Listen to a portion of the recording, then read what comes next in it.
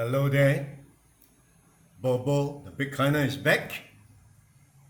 Let's go back to fundamentally basic economy.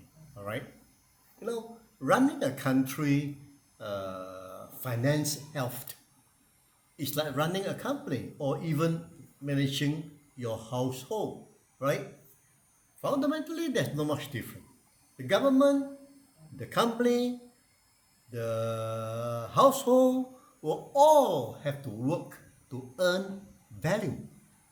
And that value is measured in monetary terms, as we come to know, to be in gold, credit, or money, a revenue. Government work hard because they have to operate a country, right? Exporting raw material, homegrown agriculture, manufactured goods, provide services to both home and abroad, and in other words, earn revenue, right? To service the people, they have to ensure all government departments run smoothly, right?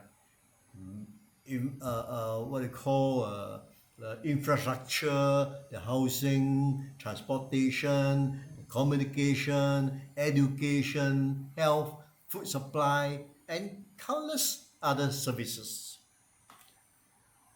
Export earn foreign currency, but not good enough to run all government departments, right? That is why uh, taxes come into the picture. Income tax, export tax, uh, uh, import tax, corporate tax, personal tax, road tax, GST, COE, and many others. A company is more straightforward. Right? You operate a business to generate revenue in order to pay the employee rental expenses, pay taxes, and have a little bit extra for themselves. A household is similar. Breadwinner has to work to earn revenue, and breadwinner has to budget his or her income against the household expenses, like the roof for the family, food, education, transportation, medical expenses, and also pay income tax. Basically, all three are the same in principle, right? There has to be income in order to survive. If operate flawlessly, as the old saying goes, everything or everybody lives happily thereafter. But things are not so easy in this world, right? Both countries and household have to operate within a means. Otherwise, they cannot survive, right? Company will go bankrupt. And household will have to find 2 or 3 jobs to sustain. But not many countries. Particularly, I would like to take USA as a typical example. They do not need to live within their means. 2 centuries back, they struggle to live within their means, like everyone else, like every country, until last century. They grow from agricultural to industrial development to high-end electronic advances and technology products where the whole world needs to import from them. They are the hero of the world at that time. Right? Their downfall came after World War II. Because of their superiority both in terms of manufactured goods and technology, especially after saving Europe from Germany and Asia from Japan. Then the US start to take the role of big brothers and world policemen. They designed the Bretton Woods Agreement in 1944, making US dollars the global reserve currency.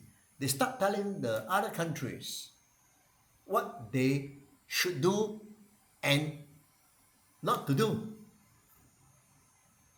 But to be a world policeman incur a lot of expenses.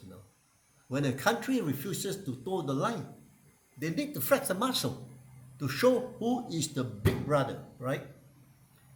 Countries that don't obey, they will start to twist their arms. Still resist?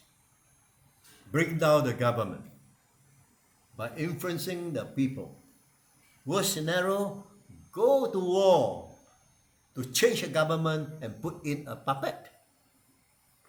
That's what they've been doing all this year now. And their final act of going to war has cost USA tremendous amount of money that ultimately become habitual. They found an easy way out by simply printing more money. Because of this excessive overspending, US economy is deteriorating from one hurdle to another. Nixon canceled the gold standard in 1971, practically telling the whole world, just trust my US dollars. This is not convincing enough. By 1976, US coaxed Saudi Arabia into selling oil in US dollars in exchange for protection.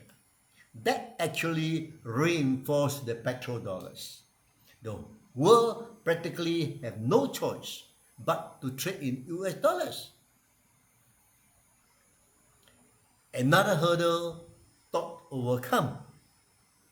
From policing the world, they graduate to bullying the world, and because other country dependence on their US dollar trade.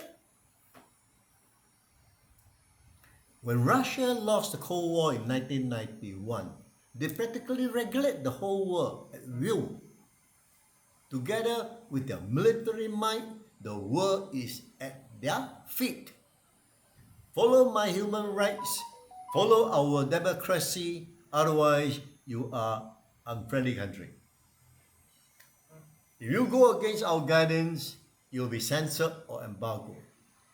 Go against us, we will take down your government and put in a puppet that will obey our mandate. If you breach the embargo, your US dollars is freezed. To police the world, they involve themselves into so many wars and spend billions of dollars doing so. Almost every country, including those close allies of US, allies of Canada, UK, and Europe, are pressurized too. Beside UK, beside the petrodollars, the military might, they also have technological media advantage. Their word speaks louder than deed. Their propaganda was so powerful that they drowned the world to believe anything they say. So much so that their own citizen was so brainwashed to think themselves as the greatest people on earth and can do no wrong. So they spend and spend. People are encouraged to buy first, pay later. Credit card was rampant. Then their finance begin to fall, right? After spending so much money into war, tax returns from the people is never enough. Their financial belief is that market must be upbeat. and alive. Buy and buy will keep the economy alive. It survives for quite some number of years until they were hit by the property collapse in 2008.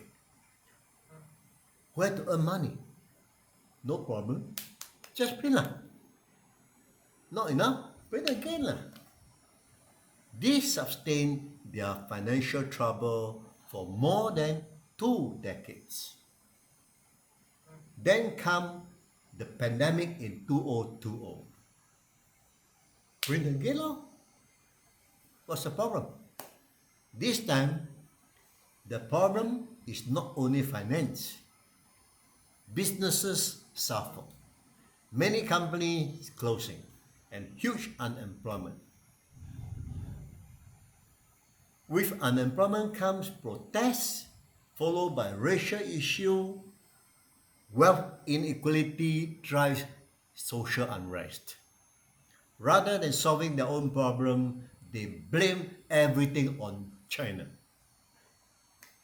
Still trying to propaganda their dictatorial human rights and democracy. But the world has changed, come on. China has grown to be as strong as the US, if not even stronger on many fronts, especially economy, technology, and militarily. Not only USA, other neutral countries are slowly drifting off from the grip of USA too. Ultimately, the survival of the country boils down to finance and economy. With the US printing unlimited money, when can the country pay back? Everybody's asking, right? US is of the opinion that they do not need to pay back. The world trade relies on US dollars and will continue to do so forever. They fail to realize that people of the world do not respect US aid anymore. US broke too many promises already. The last straw came when US confiscated Russia's reserve of $300 billion. Oh boy, I leave my reserve with you, trusting not only you will pay me interest, but also keep them safe for me. When US does that, the whole world really wake up this time. All right. This is daylight robbery. No? Many countries are now scaling back their reserve. They generally do not trust US anymore and is not satisfied with the unilateral trade decision. Their unlimited printing of money eroded the trust and value of US dollars. Despite knowing that the world has not much choice but to use US dollars because 65% of universal trade is still based on US dollars. Slowly and steadily, China, for one, is having their international trade on Chinese yuan or counterparty currency. Russia just announced they will not trade in US dollars. Many smaller countries follow suit. The BRICS, are now agreeing to trade outside US currency. The most adventurous is El Salvador, who announced the country will accept Bitcoin as legal tender instead of solely depending on the US dollar. The day of US dependency is numbered. It is a question of time. First, all foreign countries would like to be divorced from US dollars. whenever possible. It is also a question of which other currency could replace the USD. Given the choice, no country would like to depend on any other country's currency. We have to find a neutral currency that is independent, fair, and truthful, transparent, global, predictable, and not dictated by anyone. Since Bitcoin is the only answer that can fix the problem where not only a country but anyone in the world can be their own bank. Not immediately, but in times to come. We shall see. Alright? Hope you enjoyed today's episode. See you next time. Bye-bye.